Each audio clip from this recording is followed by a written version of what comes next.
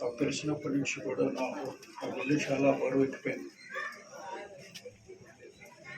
అన్నయ్య నా చిన్నప్పటి నుంచి కూడా నాకు బాగా తెలుసు. నా ముందు ఈ రీతిగా ఉండడం చూసి చాలా బాధపడుతున్నాను. ఒకందుకు దేవుని సేవకునిగా నాకంటే వారు ధన్యులని నేను ఎంతో సంతోషిస్తున్నాను. మరి సడన్గా వార్త తెలిసేసరికి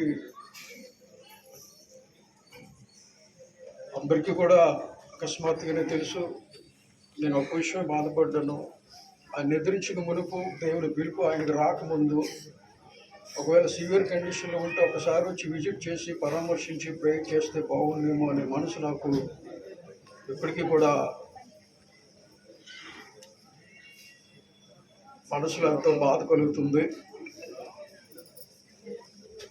అంటే ఎప్పుడో ఒక కరోనా టైంలో ముందో లేకపోతే వెనక కానీ బాగోలేనని తెలిసినప్పుడు అప్పట్లో ప్రార్థన చేయడం జరిగింది. ఆ తర్వాత కొన్ని సందర్భాల్లో కలిసి విష్ చేయడం జరిగింది. అయితే ఈ మధ్యకాలంలో మరి గ్యాప్ వచ్చింది. కాన్వర్ట్ ఏమీ లేకపోయినా ఎవరి ఫ్యామిలీస్లో ఎవరు మినిస్ట్రీస్లో వారు బిజీగా ఉండటం వల్ల కమ్యూనికేషన్ అనేది లేకపోవటం వల్ల మరి వారి యొక్క పరిస్థితి తెలియలేదు. తెలిసిన వారు కూడా ఎవరు కూడా ఇన్ఫర్మేషన్ చెప్పలేదు. ఇలా అనారోగ్యంగా ఉన్నారేమో, సివియర్ కండిషన్లో ఉన్నారేమో అనే విషయం కూడా తెలియలేదు. ఒకవేళ తెలిస్తే తప్పకుండా వచ్చి ఒక్కసారి బ్రతుకుంటుండగా ఆయన శ్వాస ఉంటుండగా ఒక్కసారి వచ్చి ప్రార్థన చేస్తే నాకెంతో మనసు కుదిరిపడేదని ఆ మాట ఆ బరువుతోనే ఇక్కడికి వచ్చాను. ఏదేమైనా ప్రభునందు మృతులు ధన్యులని దేవుని వాక్యం సెలవిస్తుంది. ఆయన భూమి మీద ఉన్నంతకాలం కూడా నాకు తెలిసి దైవభక్తి అంటే ఎంతో ప్రీతి. నేను చిన్నప్పటి నుంచి చూశాను. అన్నయ్య అని పిలిచాను. నన్ను తమ్ముడిగా ఎంతగా ప్రేమించేవారు. మరి అలాంటి అన్నయ్య ఈరోజు మన మనుషులు లేకపోవడం చాలా బాధ, వేదన, దుఃఖము. మరి విడిచి వచ్చిన కుటుంబాన్ని, బిడ్డలని, సంఘాలని ఇక్కడ అనేక మంది దేవుని సేవకులు ఉన్నారు.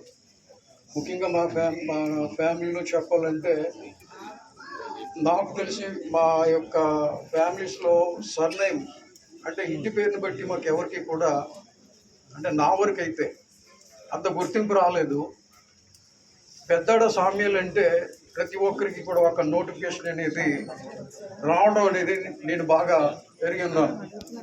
ఎందుకంటే పెద్దాడ ఫ్యామిలీలో అన్న మరి ఎంతో మంచి పేరును సంపాదించుకొని దేవుని యొక్క పరిచర్యలో దేవుని సేవకునిగా మరి ఈ ప్రాంతంలో దేవుని పరిచర్య చేసి మన ఆత్మను రక్షించి ప్రభువులతో నడిపించడం అనేది అది గొప్ప సంగతి. మరి ఆ పేరు మరి చక్కగా వారు స్థాపించిన, వారు నేర్పించిన అనుభవాలన్నీ కూడా కుటుంబ సభ్యులందరూ కూడా వాటిని ఫాలో అయ్యి మరి దేవునికి మహిమకరముగా కుటుంబానికి మరి మంచి ఆదరణ, దేవుని యొక్క సన్నిధి వారికి తోడుగా ఉండాలని మనస్ఫూర్తిగా హృదయపూర్వకంగా దేవుని సన్నిధిలో నేను ప్రార్థన చేసి దేవునికి నా విన్నపాన్ని తెలియజేస్తాను. కుటుంబాన్ని దేవుడు ఆదరించును గాక, ధైర్యపరచును గాక, ఓదార్చును గాక. మరి దేవుడు గొప్ప నిరీక్షణ ప్రభు అనుగ్రహించును గాక. ప్రభునందు నిద్రించిన దేవుని బిడ్డలను మరలా ఒకరోజు మనమంతా కూడా చూసి ఒకరినొకరు సంతోషించి ఆ శుభ ఘడియ అతి త్వరలోనే ఉందనే విషయాన్ని ప్రతి క్రైస్తవులుగా మనం అందరూ కూడా జ్ఞాపం చేసుకొని కుటుంబ ఆదరణ కొరకు ప్రార్థించాలని హృదయపూర్వకంగా నా విన్నపాన్ని తెలియజేస్తూ ఈ మాటలు ముగిస్తున్నాను. దేవునికి స్తోత్రము కలుగునుగాక. ఆమేన్. థ్యాంక్ యూ దాస్ గారు. బాక్స్ కూడా రావటం జరిగింది. ఈ స్నానం చేయడానికి అసలు నీళ్ళ ఏర్పాట్లు చేయవలసిందిగా కుటుంబ సభ్యులు మనం చేస్తూ ఉన్నాం. నీళ్ళ ఏర్పాట్లు ఇంకా చూడండి.